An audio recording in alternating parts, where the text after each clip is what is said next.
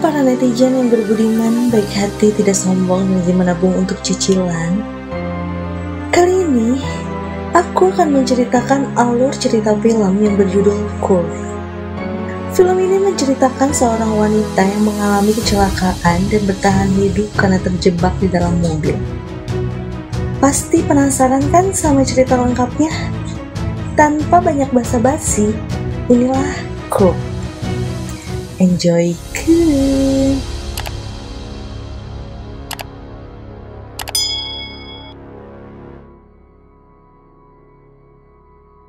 Film ini diawali dengan perjalanan seorang wanita yang mengendarai sebuah mobil. Dan dia bernama Mallory. Saat di rest area, Mallory sedang bervideo call dengan saudaranya. Saudaranya mengingatkan Mallory untuk tidak lupa hadir di acara pernikahannya. Mallory pun berjanji akan datang dan menemuinya setelah liburan ini.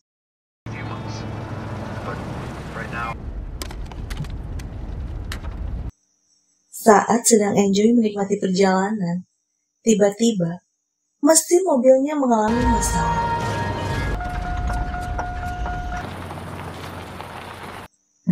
Mana di tempat yang sepi, gak ada orang sama sekali, gak ada bengkel, warung, tambal ban, dan Alfamart juga gak ada. Ini kebenaran ya. Mallory mencoba memperbaiki sendiri mobilnya sebisa mungkin, namun tetap gak bisa hurung. Sinyal HP pun tak muncul di sana.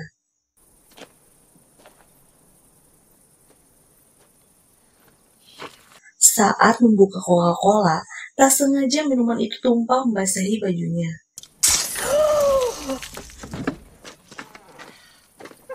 Dan dengan santai dia membuka bajunya di luar mobil. Ya mungkin karena dia pikir dan yakin tidak ada orang di tempat itu, karena tempatnya sepi banget. Namun saat membuka bajunya, aneh ya, ujug-ujug datang tuh pria nggak tahu dari mana datangnya. Pria itu bernama Christian.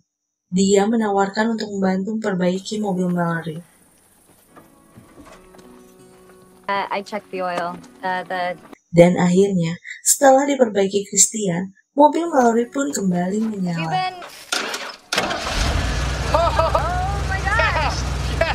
Sebagai tanda terima kasih telah membantu, Mallory menawarkan tumpangan pada Christian. Karena Christian ternyata sedang melakukan perjalanan menuju ke kota dengan berjalan kaki. Saat di perjalanan, mereka mengobrol ngalor ngidul. Mereka mengobrol tentang kehidupan masing-masing.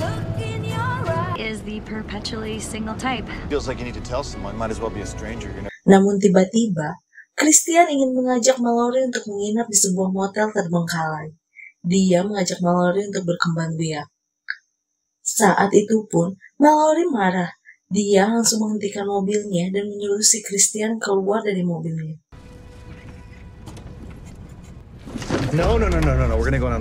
Namun sialnya, Christian mengancam dengan pisau. Dengan sangat terpaksa, Mallory pun melanjutkan perjalanan. Saat Mallory melihat Christian tidak memasangkan sabuk pengaman, dengan cepat dia menginjak gas dan berencana untuk menabrakkan mobilnya ke pembatas jalan. Namun, realita tak sesuai dengan ekspektasi.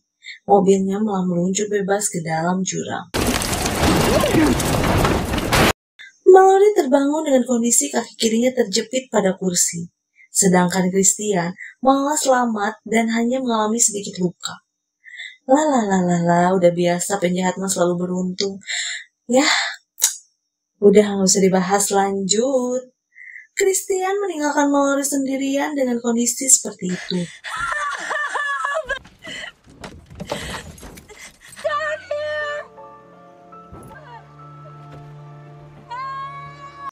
Malam pun tiba. Mallory terbangun dari pingsannya karena mendengar sesuatu. Namun dia tidak menemukan apapun.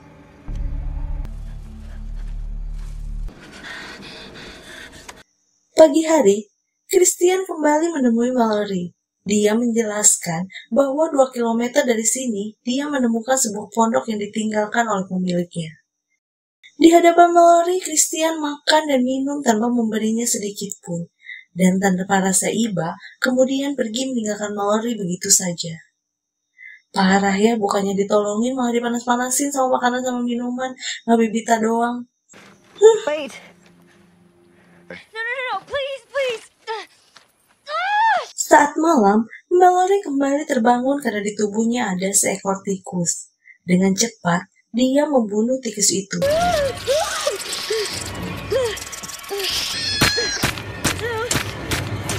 Dan kemudian,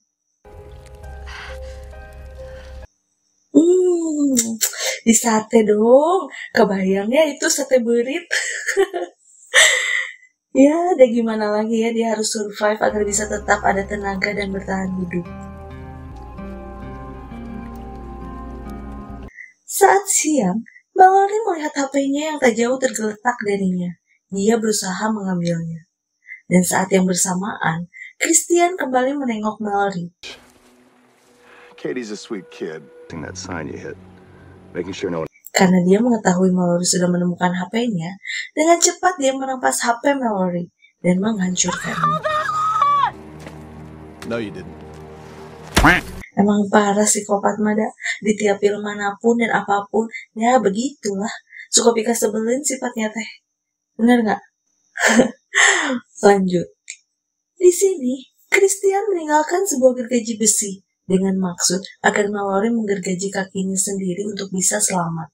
Kemudian meninggalkan Mallory begitu saja.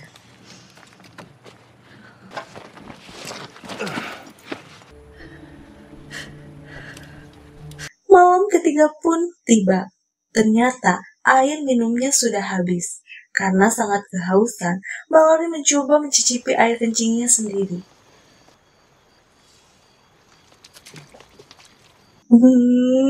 Kebayang ya asin-asin gimana gitu. Hangsir gimana gitu.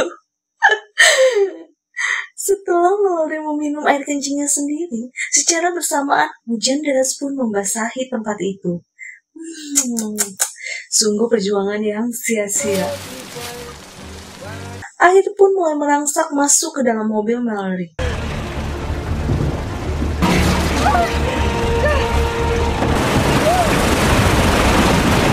Karena takut tenggelam, dengan penuh keberanian Mallory mencoba untuk menggergaji kakinya sendiri agar dapat terlepas dari mobil itu. Namun, alhamdulillahnya, saat setengah jalan menggergaji kakinya, mobil bergerak karena terseret arus air yang sangat besar.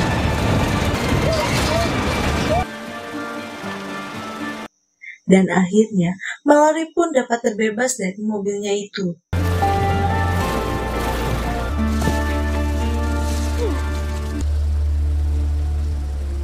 Mallory mengambil sebuah kayu untuk menopang tubuhnya, karena kaki sebelah kirinya cedera setelah terjepit selama 4 hari dan juga bekas gergajian. Saat berjalan, Mallory mendengar teriakan perempuan dari sebuah pondok. Dia sangat yakin bahwa itu adalah perbuatan dari si Christian. Dia pun berbelok dan berniat untuk menolong orang yang ada di pondok itu. Saat berjalan, tanpa sengaja, kayu penopang tubuhnya menginjak sebuah ranjau yang ternyata sekeliling pondok itu banyak dipasangi oleh ranjau.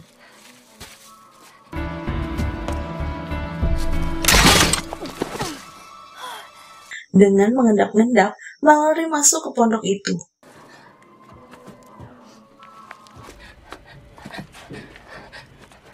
Di dalam pondok, dia melihat banyak sekali jenazah korban dari si Christian.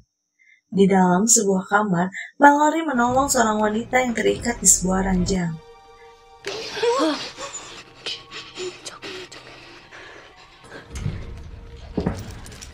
Namun, saat yang bersamaan, Christian datang ke kamar itu. Dengan cepat, Mallory menodongkan pistol pada Christian. Tapi, Melahoy, baku hantam pun dan kejar-kejaran pun terjadi di sini.